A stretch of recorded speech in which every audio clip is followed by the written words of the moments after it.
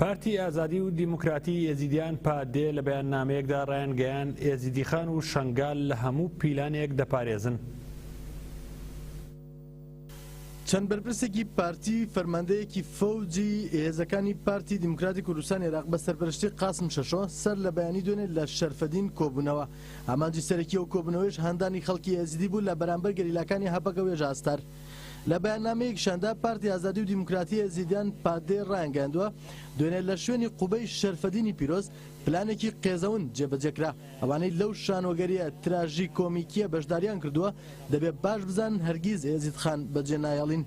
ڕوونیشیان کردوتەوە پارتی و بەرزانی نەیانتوانیە و ڕاستێ بشارنەوە کاوان شنگالیان ڕادەستی چەتەکانی داعش کرد و گەریلاکانی پەگەگە شنگالیەکانیان لە پاکتاوی ڕەگەزی پاراست بۆ ئێستا دەیانەوێت لە ڕێگەی پلانگەڕیەوە ناکۆکی دووبەرەکی بخەنە ناو ئێزید خانەوە. هۆشداریشان داوە بە بەرپرسانی پارتی و ڕایانگەیاندووە ئێمە قاسم شەشۆ و مەحما خەلیل هۆشیار دەکەینەوە لە جیاتیەوەی زماندرێژی بکەنە سەر ڕێکخراوی پاراستنی شەیدان با لە دژیە و گەماروی ڕاوەستن کە خراوەتە سەر شنگال با نەبنە مەقاشی دەستی پارتی. لە بەشێکی تری بەیاننامەکەدا تێژی خراوەتە سەر پلانێکی تری پارتی و دەستنیشان کراوە لەسەر داوای دەسەڵاتدارەتیە کە پارتی دەیەوێت هێزی زیاتری تورک بێنێتە کوردستان و بەشداری و ئۆپەراسیۆنی مووسڵ بکەن بۆیە دەبێت هەموو لایەنە عێراقی کوردستانەکان لەو بابەتە هۆشیار بن.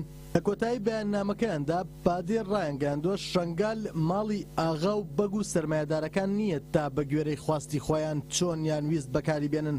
شنگال شوێنێکی مێژووی هەموو کوردانە و هی ئێزیدێ وڵات پارێزەکان کە 2 ساڵ لە چێ شنگال لە بن بەردان دەژیان و بەرخۆدان دەکەن.